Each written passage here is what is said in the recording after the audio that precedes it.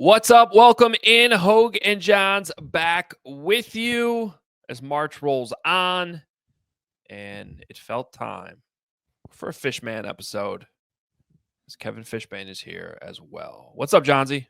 Back on the Hooters hotline, we have Kevin Fishbain here to break down the Chicago Bears offseason moves. Not funny. Sponsor yet. Back in the Buffalo Joes from Evanston hotline, we have Kevin Fishbain here to break down the moves. Kevin, shout out to Hooters. You guys know why I'm on this episode, right? Actually, we don't. It has nothing to do with my Bears thoughts on free agency. It's so that Hoge could have somebody else to talk college basketball with. Oh. That's true. I'm more into it than you think. My son, on his way to school, left me a note to change his bracket because he was watching SportsCenter this morning. So this was his note. Change, Kentucky beating Houston. Change, Duke beating Bama and going to the finals, but Florida still wins. Changes have been made. Serious. Okay. It's very serious.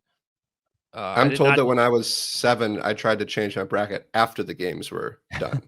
My parents explained that you can't do it. Yeah, I still try to do that. We were in the group I'm in. We're struggling to get all the brackets in as of this morning, and then our buddy texted us a picture of his brand new baby girl that was born just before midnight last night. And I responded, "No excuses. Get your bracket in." Okay, I think we can all say this as fathers, but there is some downtime in that delivery room. Oh yeah. I mean, that was my thought. You should be less busy. Plus, he usually goes to bed at like 9 o'clock every night, so he was awake. Get your bracket in. No excuses. Play like a champion. Shout out to Lily Grace, though. Beautiful name, beautiful picture. And in addition to the Badger family, by the way. All right. Kevin's also in here for a redemption on speaking of the Hooters hotline.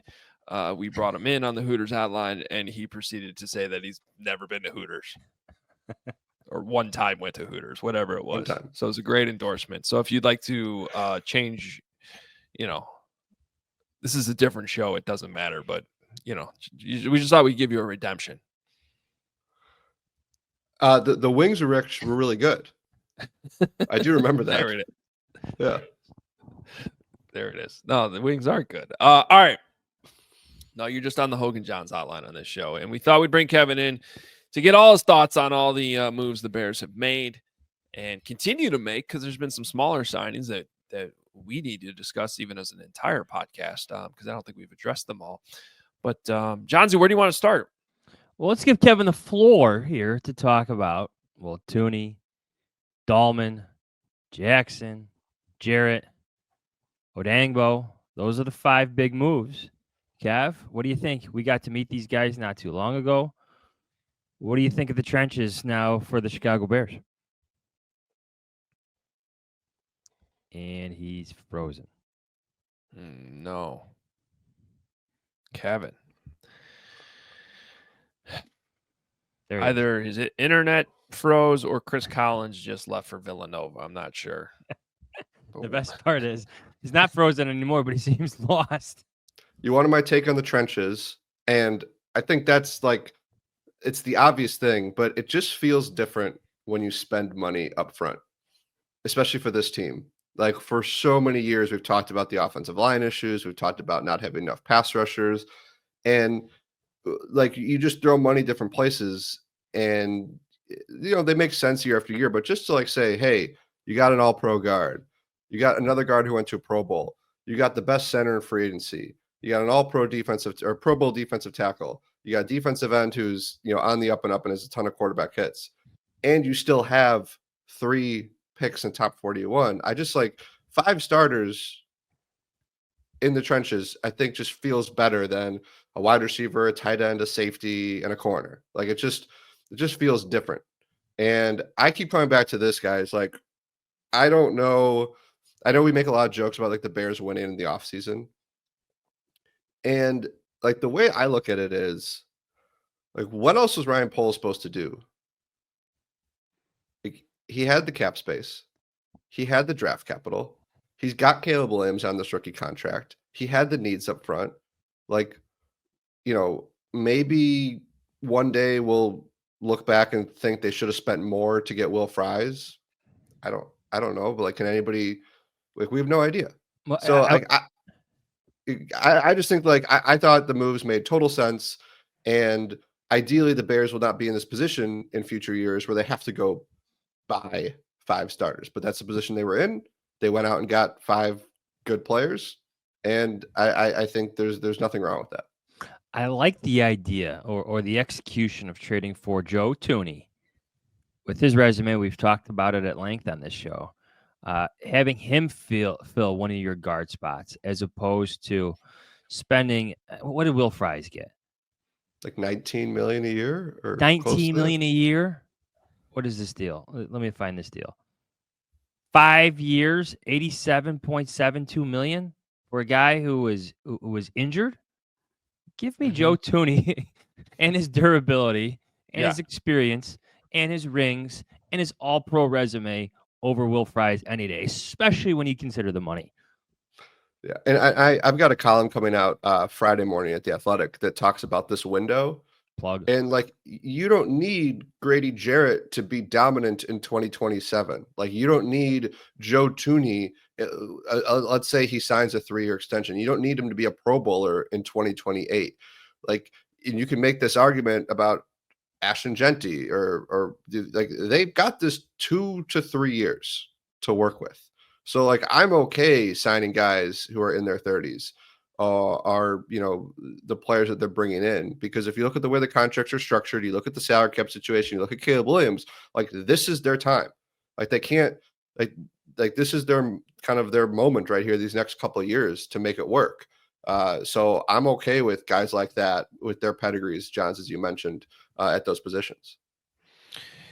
Yeah, now that leads to, and I don't want to go off on a tangent here, but because I agree with everything you just said, but it also is just a reminder that if that's how it ends up being, which is totally plausible, probably probable, that Grady Jarrett's not a Pro Bowler in 2027 and Joe Thuney's not still an All-Pro 3 years down the road, you got to keep drafting well, right? Yep. Like you, whether it's in the first round or maybe more likely because you're drafting for depth and development in, like 3rd, 4th, 5th round, like, you got to hit on those picks so that when these guys that you did spend money on aren't here anymore, you have the replacements ready to go so that you don't have to spend massive money again, because you might not have it. You probably won't, at least not as much as they have had, during what's sort of been a wonky, very adventurous rebuild. So yeah, that's just, it still emphasizes the importance of the draft coming up, without a doubt. Dare I say the Bears strike me as spending their money wisely? Like, well, this isn't make Nate it Davis. clear. Yeah, make it clear you're talking about players, not consultants and blueprints for stadiums that you're not going to build. Oh, yeah. Different podcast, different concerns. They're going like the Heights again. Wait, but like, sometimes, like, we don't even need to overcomplicate this. Like, it's just doing the obvious thing. Like, we can call it spending your money wisely, and I think it's, qualifies that as that too. But like, it just, for once, they're doing the obvious thing. Need a head coach? Go out and pay for the best one. Need a center? Go out and pay for the best one available. Now, where I think they did get a little bit savvy, but still falls under the category of do the obvious thing, add an all-pro to your offensive line. Did that. Now, again, I think Ryan Poles gets extra credit for that one because you went out and pulled off a trade before free agency even started to make that happen and really didn't give up all that much. And then go get another guy that obviously Ben Johnson believes in Jonah Jackson. So just anybody who watched one Bears game last year could have told you they need a better head coach and they need better interior offensive linemen. Bam, they did that. It sometimes reminds me of when they drafted Roquan Smith in 2018. Like, you spend all those months leading up to the draft going through all these different permutations and like, what are they going to do? They could, like, this guy's got these crazy athleticism. They could go this, they could trade back, they could trade up. And they just drafted like the sure thing. And you're like, okay, that makes sense. Like, I don't need to. I'm not trying to like go off on a tangent about Roquan Smith's career, but I just like that is just an example of just like, yeah, just do like the sensible thing that everyone nods their heads at. And again, like the Bears wouldn't be in this position if Nate Davis worked out, if Tevin Jenkins stayed healthy, if Lucas Patrick or Ryan Bates worked out, right? But they didn't, and you had the cap space, so you go replace them. So yeah, I like the moves. I've been using this metaphor. So, or I don't know if it's a metaphor. It's a whatever. Like, picture the Bears had an offseason from 1 to 10, 10 being like the best offseason, right? But like they couldn't really do much better than like a 7, because the fact of the matter is when you're getting guys in free agency, like those aren't the best players. Like there's a reason they're available. Okay. So you move that down. Well, they probably got like a 6 out of 7 or 7 out of 8. Does that make sense? I think Ryan Poles has had like a 9. Well, I know. I just like yeah. I just mean like when you look at the players, like of course, like these aren't like these aren't all guys who are going to go to the Pro Bowl this year. But those are the guys. Those are not the guys who are available to you. You can only work with what's available. I think based on that, of yes, them might though. I think true. Yeah, I think Joe Tooney has a realistic shot if the Bears' offensive line improves and the run game works, because he's got that resume. I think he's got that. Well, that respect amongst fans, yes, and amongst his peers, amongst opposing coaches, his current coaches. I think he had a Pro Bowler right there. And he won't have to play tackle. Yeah. I just think, well, this was the debate in one of the columns I had. Like, Ryan Poles needed to have a great offseason. He's had an exceptional one. And I think this starts with going back to hiring Ben Johnson, who we all agree is, well, the obvious choice. But Ben Johnson still wanted to be here. Why? Because he seems, he wants to work with Ryan Poles, and he liked the quarterback that Ryan Poles drafted.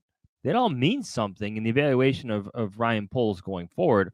And then you add in the offseason he had Joe Tooney, Jonah Jackson, Drew Dahlman, Grady Jarrett, Dio Dangbo. Like, these moves make sense. So I think it's been a great offseason for Ryan Poles.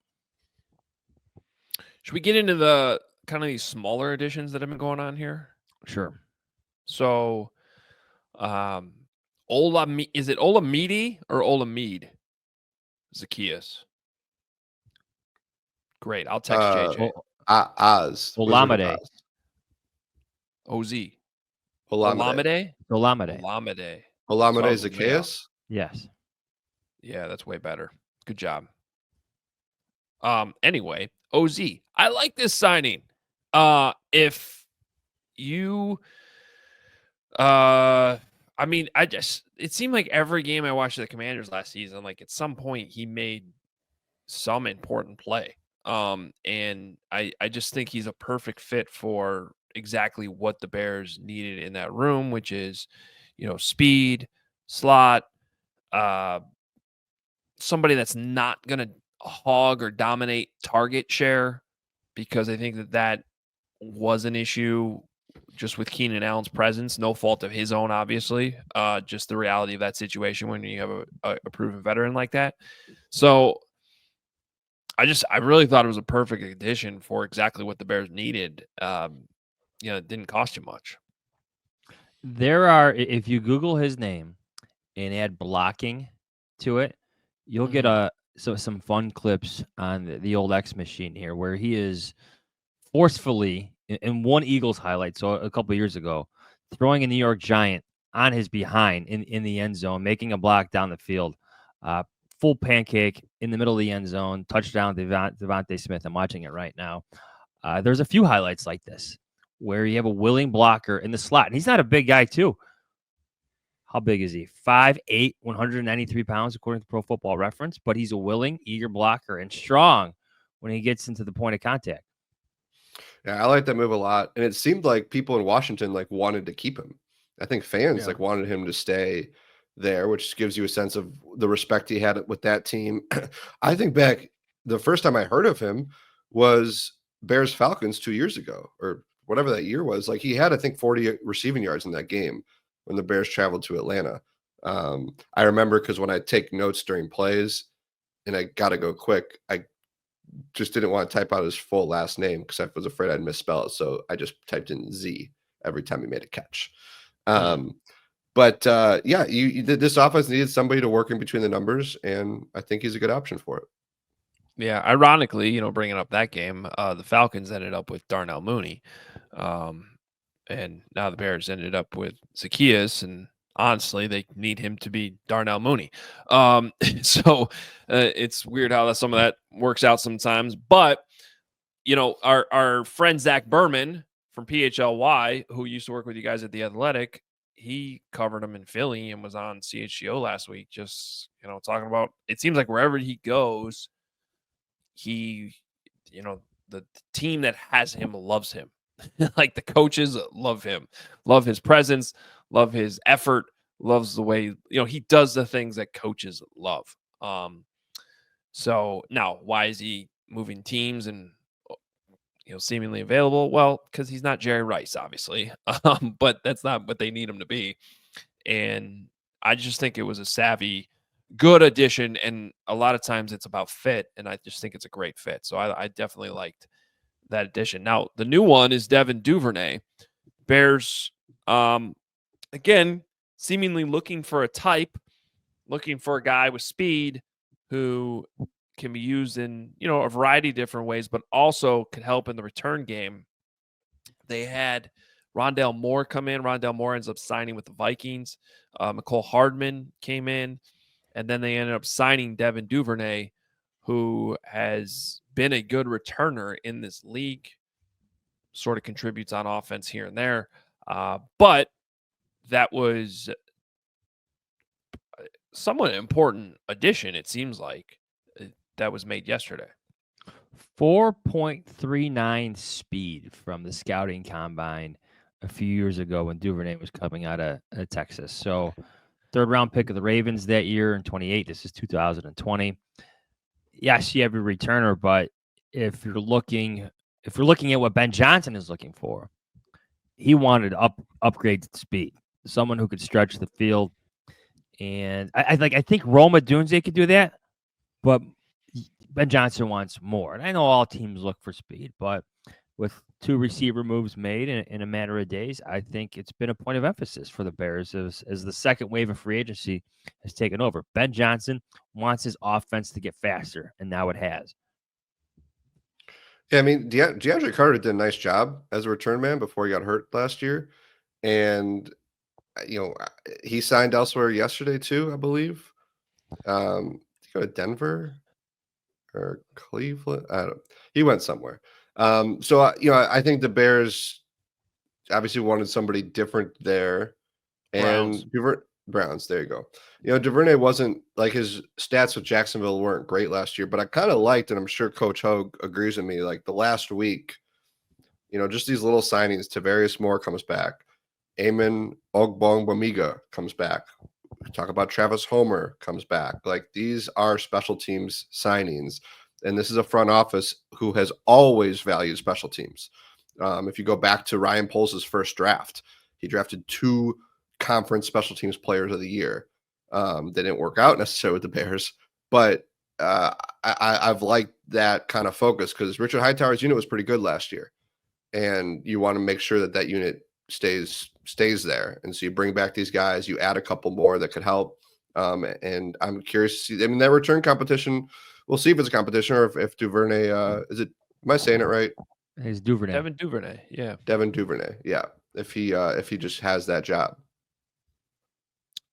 They didn't keep Sanborn though. Can't keep everybody, right? He's back with Matt Eberflus, the Sandman. Is with the and Dave man. Borgonzi. I almost when the Bears tweeted farewell to the Sandman, I almost quote tweeted and said he's from around here. But like in all seriousness, it could be like my final joke about it. Yeah. But in all seriousness, do you think where would you put linebacker on the list of needs now after Sanborn moves on? Because more often than not, RFAs get tendered, especially RFAs who play as well as Sanborn does, they're on all special teams like Sanborn was. So there was some level of surprise that he wasn't tendered, but I know he's looking for a starting opportunity. But the idea of now opening up another need going to this draft, I don't know. What do you guys make of it? Well, I was count me as surprised. And so his contract, by the way, is 1 year and $1.5 million. Like, is this the most underrated guy in the entire league? Like, what? Like, so, because I know there's people that in that building that wanted to keep him. So I think there was surprise. I think there was surprise even in the building, and especially when you say you can tender him at a pretty low number. Well, I think that the tender would have been, I think, $3+ million at the lowest level. Yeah. Now, Okay. Even still, that's. I think we would all look at Jack Sanborn and say, yeah, he's worth that. When you have money to spend and the cap space available. So the money, the way it worked out, would justify the Bears not tendering him, except for the fact that they lost him. So if he's going to Dallas because he thinks he can play more, I certainly understand that because, it seems like one of those players who is definitely appreciated by the fans, but maybe not appreciated enough by the organization in the ways they actually deployed him and used him. It's $3.263 million was the lowest tender according to Over the Cap. It's funny. Johns and I talk a lot about the stories that never saw the light of day once the Bears fell off a cliff. And at one point around London, I was starting to chart what happened every time Sanborn was on the field, because he wasn't out there very much, but every time he was out there, either he made a play or somebody made a play. It was if you looked up the first 5 or 6 games of the season and situations where they were in their base defense, they were dominant, and he was the one making a lot of those plays. The interesting thing is, remember that Cardinals game though?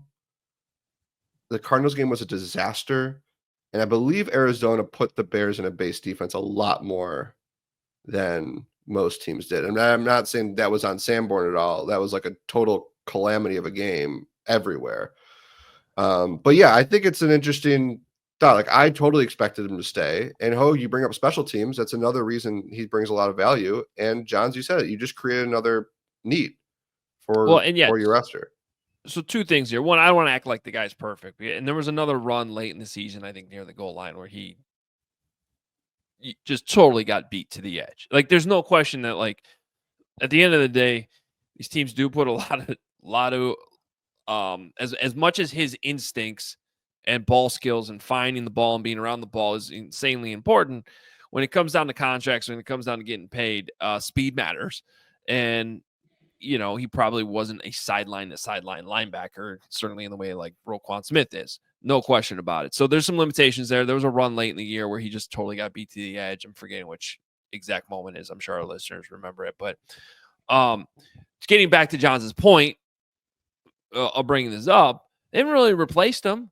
I mean, the 2 guys behind him are Agba and Bamiga, who was already here, who was not as good as Jack Sanborn. As a linebacker, or at least, the way the depth chart played out, the way they were used last year, and Noah Sewell, who was a healthy scratch by the end of last season. He's been a miss after it's been 2 years now of just health concerns and lack of playing time and more health concerns and then healthy scratches. I think you can put him in the miss list right now. And to add to that, this is the last year TJ Edwards contract. Tremaine Edmonds has 1 year after this, and he's got a really high cap number in 2026. Yeah, there's an exit point after this season in Edmonds' contract that saves you a lot of money. And I kind of thought they were going to give TJ Edwards a 2-year extension. I know he's a little older, but there were times last year that he was the best player on the defense. Well, they still might. Or certainly the front 7. I think at this point you have to give him at least a 1-year extension just to you would think hold in that position a little bit. I think he's right up there with Kyler Gordon and Joe Tooney right now on the extension watch list. And you have to. It's funny because I was going to ask you guys this I know, Johns, you're working on this for us for The Athletic. Is like, what is the biggest need in this team? Because it's a kind of a loaded question, right? Because their starting spots, you can argue, are set. And like, it's just a question of like, and obviously there's a lot of position groups that need bolstering. But if they had to play a game today, like you know who's starting on both sides of the ball. It's interesting because like you guys got me thinking like that number 3 linebacker spot is actually almost the most glaring one, where I have no idea who you would slot in there as opposed to some of the other ones. Yeah. I'd say running back and that third linebacker. But even running back, like if you had to play a game today and you were stuck with DeAndre Swift and Roshan Johnson, like you could get by. Yeah, you'd be fine. Well, they did. They did just beat the Packers, with that depth chart in their last game that they played. And the other one that's kind of looming is safety, right? With Jaquan Brisker's status. And there's a similar kind of conversation with linebacker because Kevin Byard, that's last year of his deal too, and I don't think those guys who are the reserves are not taking over as starters next year. I'm very curious to see what their strategy is there. How would you guys feel about a Malachi Starks? When I just sent us down another path. How about that? Yeah. Well, trade back and get Malachi Starks? Everybody wants to trade back, but who's trading up? I have no idea. Someone's going to come get Shedeur Sanders. Yeah, maybe before you, though. I could see Sanders dropping to 10. When's the Ole Miss Pro Day? Let me check my Pro Day calendar. All right, thank you. Somebody from the Bears front office needs to leak out that Jackson Dart had like this incredible Pro Day, and somebody needs to leak out that like he had a dinner with a team where it was so amazing. He put in a fake name at the front desk, and he drove in an old Toyota Corolla, and just wowed people that he might be the next Drew Brees. Like someone needs to start getting Jackson Dart up those draft boards. Move him up, because right now there's no third quarterback. Yeah, let's get creative. Can I give you my hot quarterback take for the draft? Because we obviously haven't talked quarterbacks at all because the Bears don't need one this year. It's a little weird. If I had to draft a quarterback this year, I would not take one in the first round. I would draft Jalen Milroe in the second or third round. Did you see his 40 yesterday? That hot. What? He said it was gonna be a hot take. That is that. If I was who's gonna take Cam Ward right now? The Browns? If I was on Cleveland radio right now saying we should not draft Cam Ward, we should wait for Jalen Milroe in the third round, that would be a hot take in Cleveland. I'd probably lose my job over it. No, I'm sure he's going to the second round. Is that your Cleveland accent too? I don't know what a Cleveland accent is. What's that? They don't have a Cleveland accent. That's not even a thing. You changed your voice there for a second. It kind of. I was a blowhard on the radio. That's what I was. Yeah, you kind of sounded like a Chicago accent, but then halfway through you realized you were doing Cleveland radio, but then you didn't know what the Cleveland radio accent is. Yeah, I got lost. I think it was distracting because the take's outstanding. I like it. Well, I like it too, especially if it goes early second round, because for the Bears' perspective, now you got different pass rushers and offensive linemen falling to you at 39 and 41. The take is really centered on I think the risk and reward with the quarterbacks available this year, I think they're all risky. So I'd rather take a risk on Milroe later than waste my the second overall pick on a quarterback. I'd rather address something else there if I was one of those teams. I just think it's one of those years. So maybe that part of it is not that hot of a take, but that's what I would do. If you're Jalen Milroe and you're having dinner with the Browns in Tuscaloosa and you get a private room, what name are you giving to the maitre d' of a former Browns quarterback?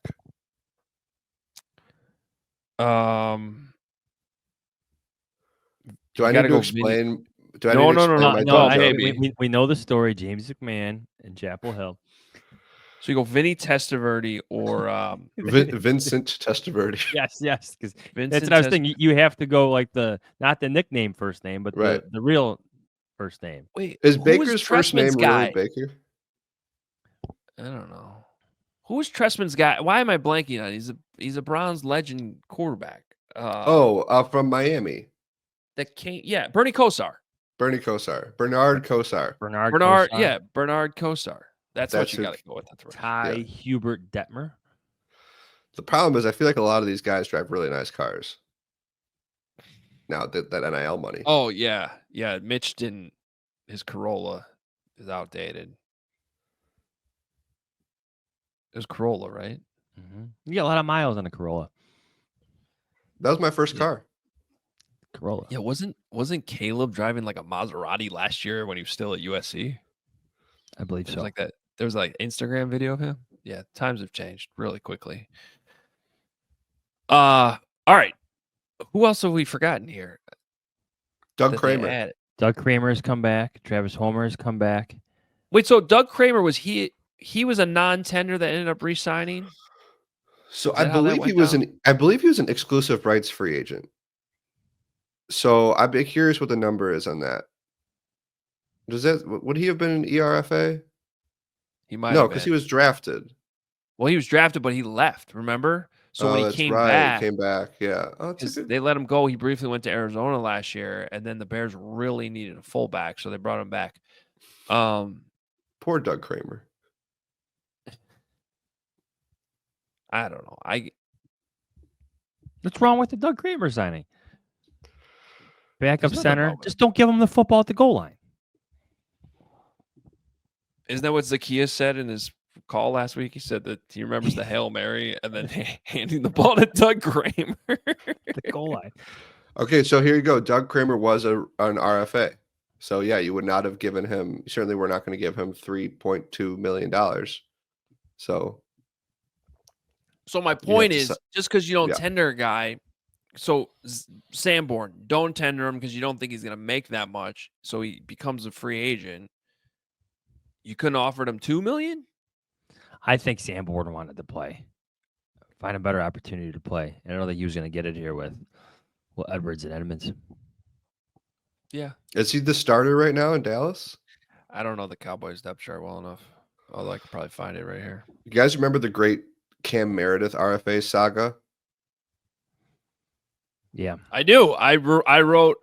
It's one of my worst columns that didn't age well because I thought it was crazy that they let him go, and it actually was a smart move. That was a different situation though, because there was an injury involved. But I think this one's a little bit more controversial, just in terms of like the one part about them letting Cam Meredith walk was it was also a lot more money. Like he was offered a contract by the Saints that the Bears had to match, and they didn't. Because he was tendered, I think at the second round tender level.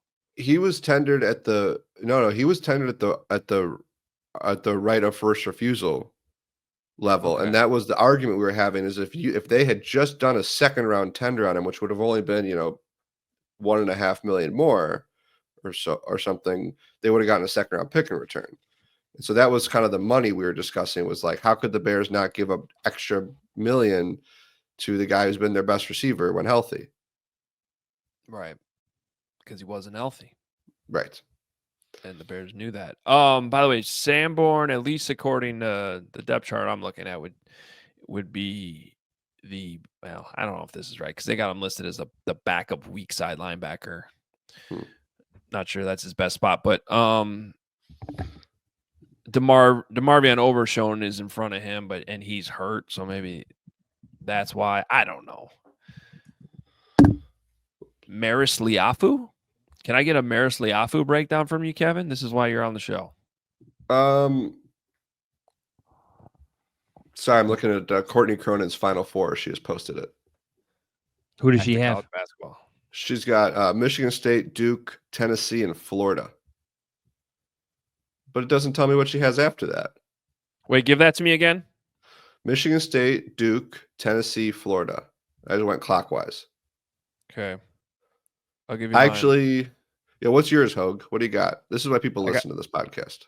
I got Auburn playing St. John's. Don't feel great about St. John's, but it's probably my least confident of my four. And then I got Duke playing Tennessee.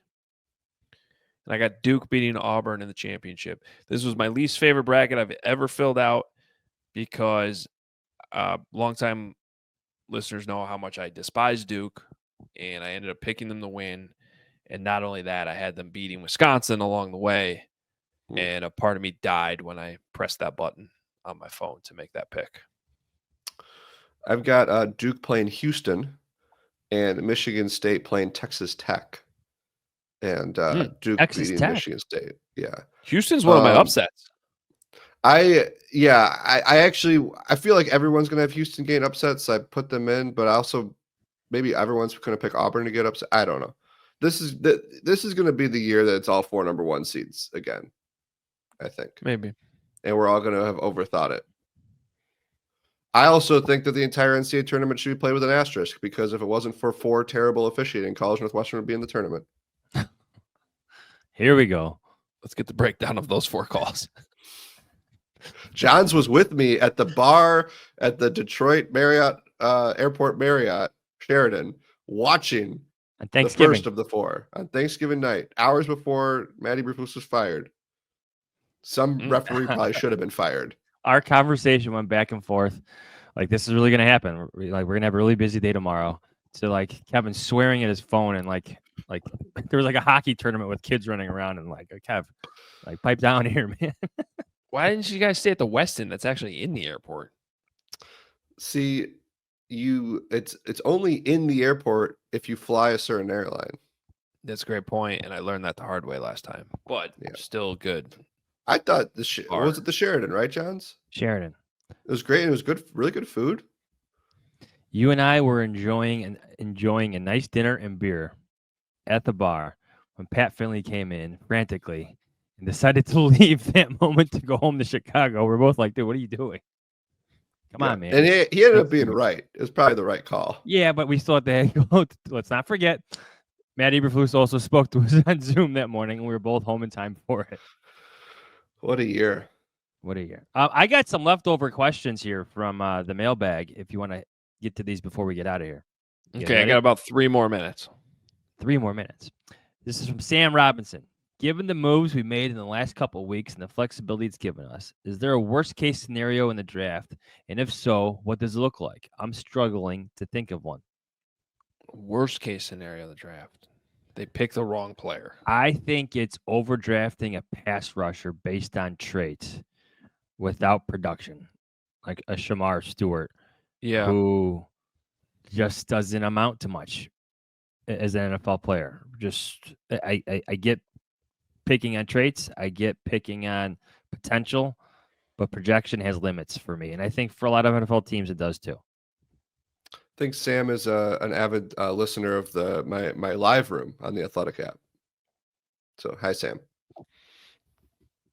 You know, I don't have an answer. Sam?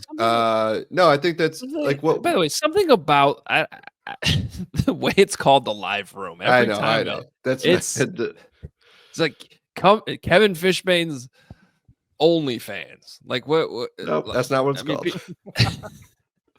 Yeah, very careful. It's not what it's called. It'll officially be called that now, according to this podcast. Yeah. Well, unfortunately, if it was called that, I wouldn't get very many people in there. Hey, don't cut yourself short here. You know. Yeah. Hey, the live room is more PG and more football. It's good. It's a good spot. Yeah. Well, it's hard to is the worst because it goes back to that like position needs thing, right? Because if a bunch of offensive linemen get taken, like, is that a terrible spot for the Bears to be in? Because no, they could just pivot and take a D lineman, or they could take Genty, or they could take Tyler Warren. I think it's like I think it's okay. I don't want to paint a worst case scenario, but let's say, all right, so you kind of get stuck there. Where let's say Will Campbell's available, Shamar Stewart's available, but Ashton Genty's off the board. Mason Graham's off the board, a bunch of these other guys that can make a lot of sense. And nobody wants to trade up either. So now you're kind of stuck. Okay, Will Campbell, we could use him, but those arms are short. I think that's risky. I think Shamar Stewart, Campbell's probably the safer pick at that point because I think you take Will Campbell. Yeah, I think so too. But it's just like if you're in a spot there at 10 where you're like, man, I really wish we could trade back and nobody's calling. That's probably the worst case scenario. Hey, Hoke, what time's your other show today? Noon, right in the middle of the Badger game. That's why I was NCAA asking. Selection committee. Are you worried about Wisconsin having just played so many games, having to travel to altitude to play the early Thursday game against Montana? Yeah, and then even more worried. I think they'll be fine today, but they're 17-point favorites. But I'm more worried 2 days from now, still at high altitude. That's 6 games in 9 days. Is that what that comes out to? 6 games in 9 days, and you're playing BYU, also used to playing at altitude. That is what I'm more worried about. That Saturday, and I think it was. I don't know. We don't have to go on a rant about it. Look, if they wanted to go to Milwaukee, they shouldn't have lost to Penn State at home in their last home game. That's on them. But they have totally devalued the Big Ten tournament. Congrats on making it making a run all the way to Sunday, the championship. We're going to send you to Denver to play 2 high altitude teams. And by the way, the worst part of it is they're playing the 3rd game. Could be worse. Don't play Friday. Yeah. Don't play Thursday night. You play 11:30 local time in Denver. They could have won the Big Ten tournament and gotten a 5 seed. Yeah. Well, Michigan got screwed too. Further proving my point. There's no point in going to the Big Ten championship game. Doesn't help you at all. I am not paying attention. That's fair. All right. Which round do you got in St. Norbert's getting knocked out? Don't know. I think they're actually in the Division 3 Division hockey. 3? They're always in Hockey. Division 3. Frozen 4? Yeah, I think they're in good shape there. All right. This has been fun. Kevin, thank you for being here. When's your next live room? We want to do one at the owners' meetings. You guys could join me. Is next OnlyFans? No, I'll pass. I think I'll skip that. But I went last time. I was on the show last time. Maybe I'll. That's true. Johns was on. Johns was a guest. I figured out how to work it. If you do one at the owners' meetings, if it's outside in the sun somewhere, you don't like the sun though. We could sit in the shade. I'll sit in the shade and you can sit in the sun. Okay. Then I'll be there. All right. I'll be there. All right. Make sure you're checking out the live room and all the great things these guys write, obviously, at The Athletic. theathletic.com/Hoge Jahns is where you go to subscribe. Get a great deal there.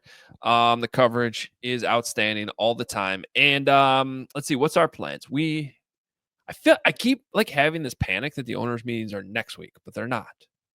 There's another week in there. So we'll be back probably on Tuesday with more coverage. We'll see. I think we're going to have like a NFC North type of week next week. Time to go around the league or around the division.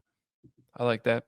Make sure you're following us on Twitter at Adam Hoge, at Adam Jahns, at K Fishbain. Of course, follow the show at Hoge Jahns. And we're on Instagram now too. Same handle, Hoge Jahns there.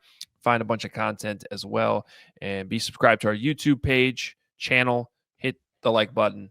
Subscribe there. Rate and review the pod. Spotify, Apple, wherever you listen to it. We greatly appreciate it. Hope everybody has a great weekend. We will talk to you next week. See ya.